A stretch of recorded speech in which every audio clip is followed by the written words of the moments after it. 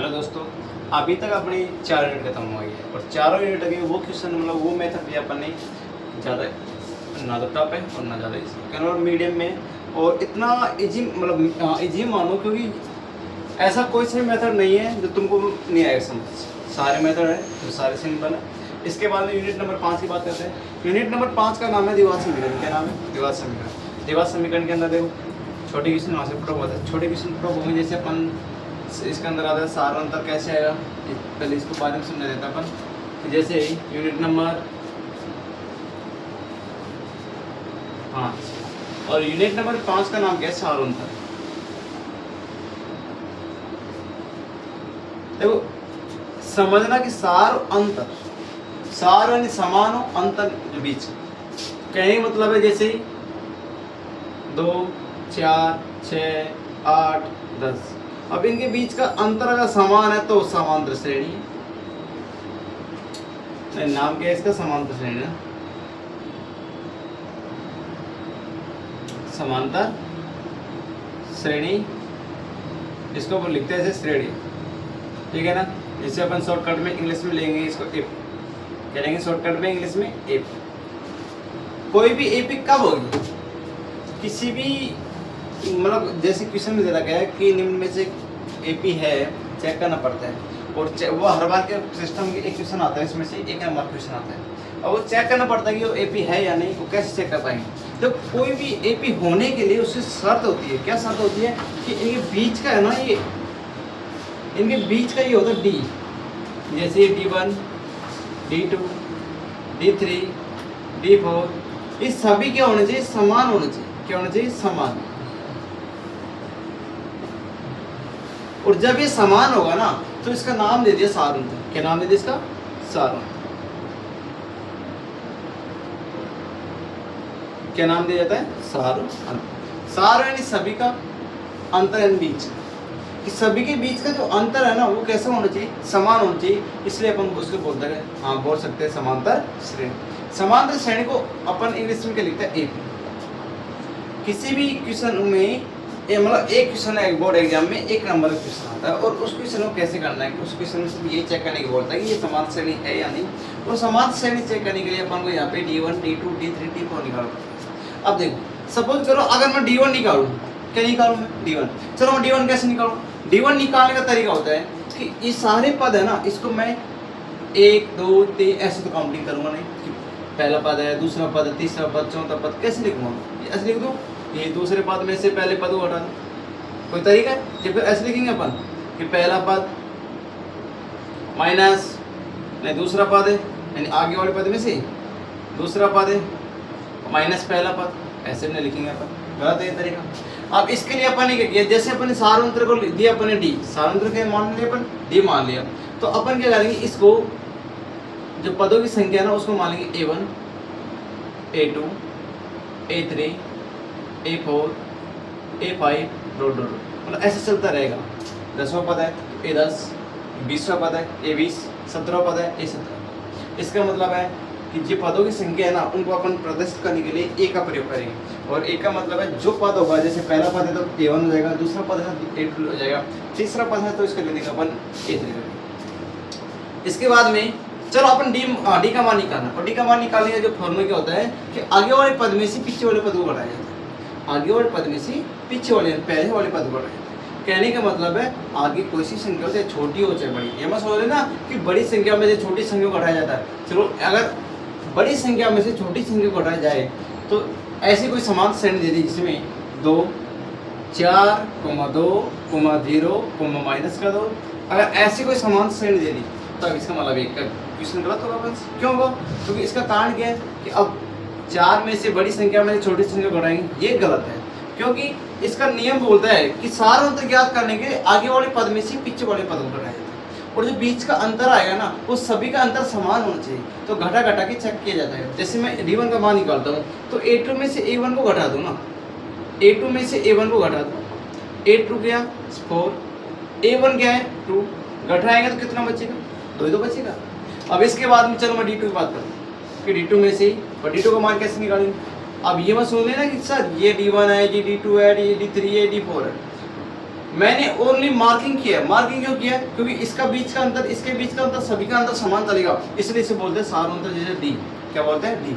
अब ये नहीं कि ये D1 है, ये D2 है, ये D3 अलग से माना है, नहीं, सभी का मान सेम रहेगा, सभी का मान सेम, क्योंकि अपने मार्किंग किया है कि सभी के बीच का अंतर देखते हैं, और सभी के बीच का अंतर अगर समान आएगा तो क्या कहलाएगी? वो एपी कहलाएगी, और समान नहीं आया तो क्या नहीं कहलाएगी? एपी। देखो एपी है या नहीं ये चेक करते हैं।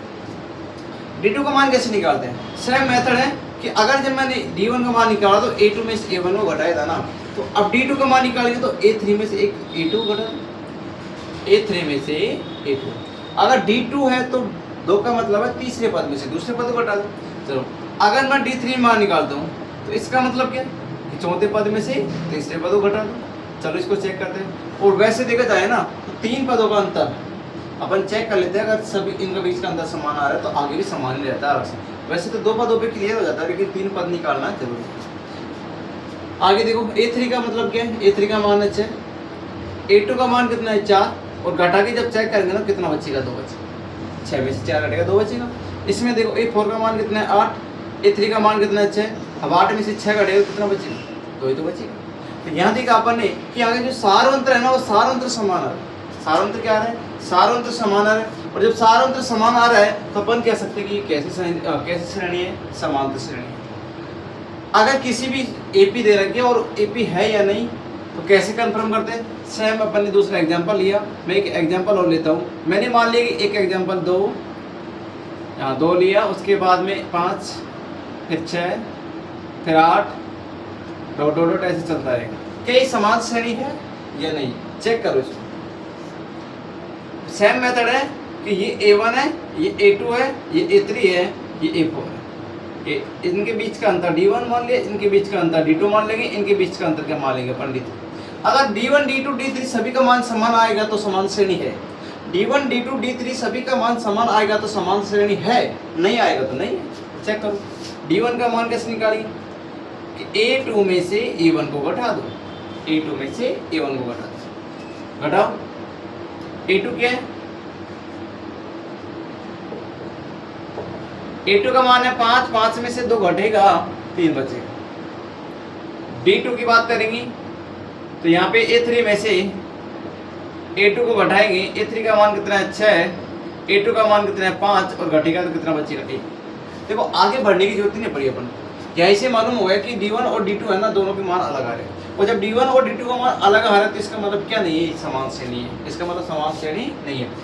तो ये AP है और ये AP नहीं है, इसको अपन AP नहीं कह सकते। तो ऑप्शन में एक क्वेश्चन, मतलब ऑब्जेक्टिव क्वेश्चन में एक क्वेश्चन आता है इसमें, और सेम क्वेश्चन मिलता है कि 4 ऑप्शन आएंगे, 4 ऑप्शन में से अपन को एक का आंसर करना पड़ेगा। जैसे एक दी इसने कि 2, 3, 4, 5, डॉट डॉट डॉट, एक दे दी इसने -2, -4, -3, और दूसरे C ऑप्शन दे दिया इसने 2, 1/2, 1, 0, और D ऑप्शन इनमें से कोई नहीं, इनमें से कोई नहीं, none of these। तो देखो यहाँ पे इनका सभी का अंतर समान चेक करना पड़ेगा। अगर सभी का अंतर जिसका समान आ रहा है तो वो AP है, और जो जिनका अंतर समान नहीं आ रहा तो वो AP नहीं है।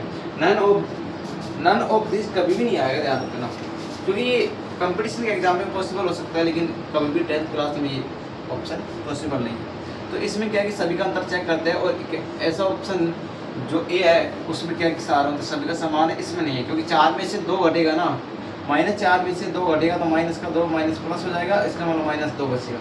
लेकिन जब -3 में से प्लस का 4 घटेगा तो कितना बचेगा? 1 के अंतर समान आ रहा है, तो यहाँ पे अंतर समान नहीं आ रहा, इसलिए अपन कह सकते हैं ये भी नहीं है और ये भी नहीं है। इसका मतलब तीनों ऑप्शन नहीं है, ऑप्शन कौन सा रहेगा? ए। तो इस प्रकार अपन को ये चेक करनी पड़ती है कौन समान श्रेणी है या नहीं, और उसको चेक करने के लिए अपन को क्या जरूरी है कि सारांश। क्या जरूरी है? सारांश। और सारांश कैसे निकालते हैं कि आगे वाले पद में से हमेशा पीछे वाले पद को घटाया, आगे वाले पद में से हमेशा पीछे वाले पद को घटाया जाता है। इसके बाद में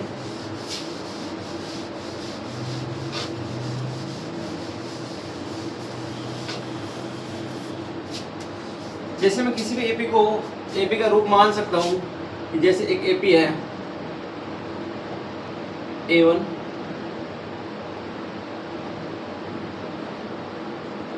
A2, A3 A4 dot dot dot an-1 an+1, उसके बाद में डॉट डॉट AR-1 और AR+1 डॉट डॉट। तो इस प्रकार अपन इसको आगे बढ़ा सकते हैं। इसका मतलब है किसी भी एपी को अपन आगे जितना बढ़ा सकते हैं उतना बढ़ सकती है, इसका कोई और नहीं, कहने के बाद इसका कोई अंत नहीं है। अगर वो क्वेश्चन बोलता है कि जैसे बोलता है कि किसी भी एपी के अंदर 10 पद, कितने पद है? 10 पद। कोई एपी है और जिसके अंदर 10 पद है, हाँ 10 पद है तो अपन कंफर्म कर सकते हैं कि अब ये 10 पदों तक लेना है, आगे इसको नहीं लेना। लेकिन एपी अगर शुरुआत करते हैं ना तो उसको अपन रोक नहीं सकते और अनंत कहीं पे जाके, तो कहने का मतलब जो क्वेश्चन बोलेगा ना उसके अकॉर्डिंग वहीं पे रोकना। 10 पद है तो 10 लेंगे, 20 पद है तो 20 लेंगे और 30 पद है तो 30 पद लेंगे।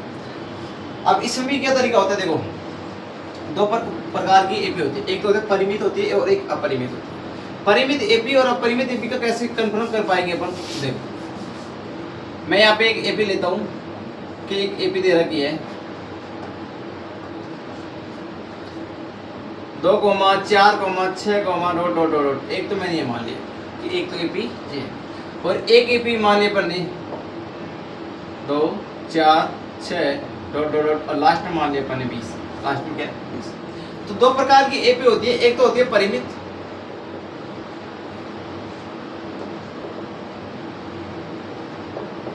और एक होती है अपरिमित।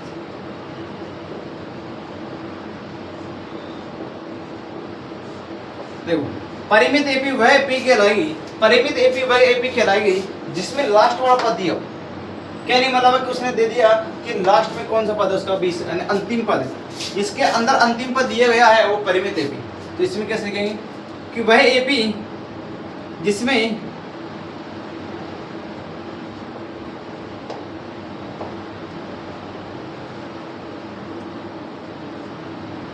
अंतिम पद है, वह एपी जिसमें अंतिम पद दिया है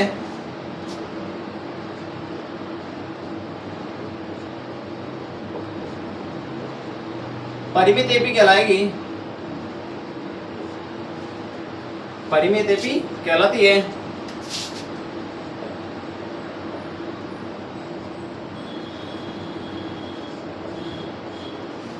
इसके अलावा अपरिमित एपी किसे कहेंगे कि ये एपी कैसी है, ये परिमित एपी, क्योंकि इसके अंदर अंतिम पद दिया गया है और जब अंतिम पद दिया गया है तो उसे अपन अपरिमित एपी कह सकते हैं।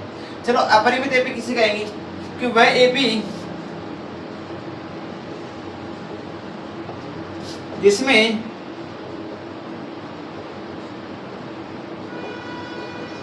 अंतिम पद है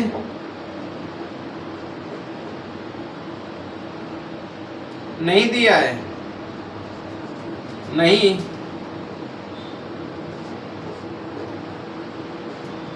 दिया गया हो,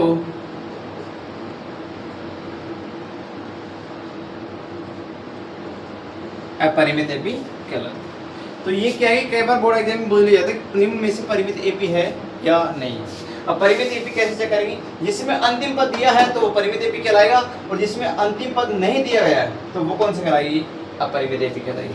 तो अपन यहाँ पे क्लियर कर सकते हैं ये कैसी एपी है, ये अपरिमित एपी है और ये परिमित एपी। जिसमें अंतिम पद है वो परिमित एपी है और जिसमें अंतिम पद है ही नहीं वो कैसे एपी कहलाएगी? अपरिमित। आगे देखो, कई बार क्वेश्चन में क्या है कि जैसे ये फिक्स है कि यहाँ से क्वेश्चन आता है कैसे, जैसे एक एपी दी गई है और उसमें ये फॉर्मूला जरूरी है कि कौन सा? अंतिम पद का।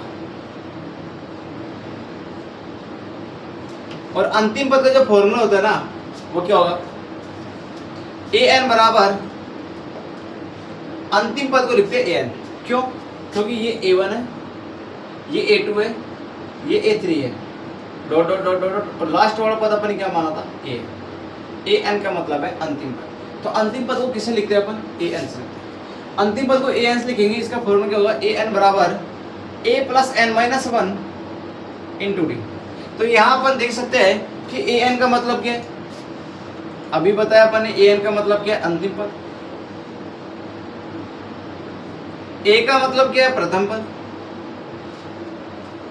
अब ये कंफ्यूजन मत होना कि सर यहाँ पे तो a1 है, a1 है और यहाँ पे सिर्फ a है। देखो प्रथम पद को लिखने का यह है कि उसको अपन a1 भी ले सकते हैं और उसको अपन a भी ले सकते हैं। ये सभी क्या होंगे? प्रथम पद होंगे। इसके बाद में n क्या होता है? n पदों की संख्या। n क्या होगा? पदों की संख्या। और d क्या होगा? सार अंतर। सार अंतर। और d क्या होता है?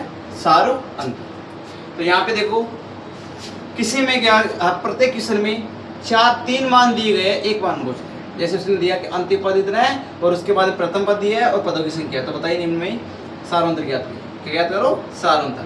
कई बार क्वेश्चन दिया जाता है कि उसका किसी एपी का प्रथम पद 5 है, वह अंतिम पद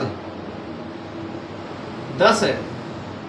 प्रथम पद 5 है, अंतिम पद 10 है, तो सारांतर ज्ञात करो। अब सारांतर ज्ञात करने का फॉर्मूला सीधा सा होता है कि अंतिम पद जिसे अपन a10 लिखेंगे, अंतिम पद तो ऐसे कैसे कंफर्म करेंगे, लेकिन अपन इसको क्या लिख सकते हैं? an बराबर a plus n minus 1 into D. अब इस वाले क्वेश्चन में क्या होगा? अलग से दिया होगा कि जैसे उसके कुल पद है, इन पदों की संख्या n और उसका मान दिया 20, कितने दिया? 5, कि इसके अंदर पूरे पद कितने? 5। तो यहाँ पे देखो कि मैं इस 5वें पद को क्या लिख सकता हूँ? a प्लस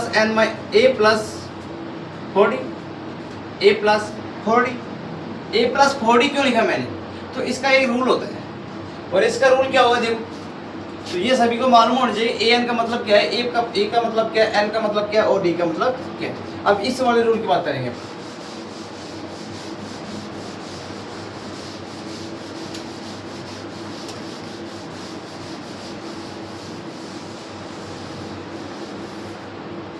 तो किसी भी एपी का व्यापक पद क्या होता है? देखो, तो व्यापक पद की बात करते हैं अपन। व्यापक पद का मतलब क्या है कि a की जो प्रथम पद होता है ना a1, उसको तो लिखते हैं a। क्या लिखते हैं? a। उसके बाद में अगर मैं a2 की बात करूंगा तो a2 को लिखने का रूप होता है a प्लस d, या इसको अपन दो रूप होंगे इसके, इसको a प्लस डी भी कर सकता हूं मैं, और इसी a2 को दूसरा पद निकालने के लिए अपन a1 प्लस डी कर सकते हैं, यानी पहले पद में d सारांतर जोड़ सकते हैं। क्यों? ये भी देखो कि सपोज करो किसी एपी का प्रथम पद है 2 है और उसका सारांतर यानी a का मान 2 है, सारांतर का मान भी 2 है, तो बताइए दूसरा पद क्या होगा? एक बार बताना कि अभी जब मैं एपी बता रहा था, क्योंकि बीच का अंतर क्या है? समान, और बीच का अंतर क्या है? मतलब प्रथम पद में जोड़ते चलेगी। जैसे मैं दूसरे पद की बात करूंगा, 2 प्लस 2 कितने हो जाएगा? 4। इसका मतलब है इसका जो दूसरा पद आएगा ना, कितना आएगा? 4। या इस फॉर्मूले से निकालो कि a2 का मान निकालने के लिए अपन लिखते हैं a प्लस का d। बताओ a का मान कितना है? 2, और d का मान भी कितना है? 2। कितना आ गया? 4। या इसको अपन इस फॉर्मूले से कर सकते हैं। कैसे? कि अगर मेरे को a2 का मान निकालना तो a1 प्लस d किया मैंने। a1 प्लस d क्यों किया? क्योंकि a1 का मान कितना है? जो a होता है ना, वही a1 होता है।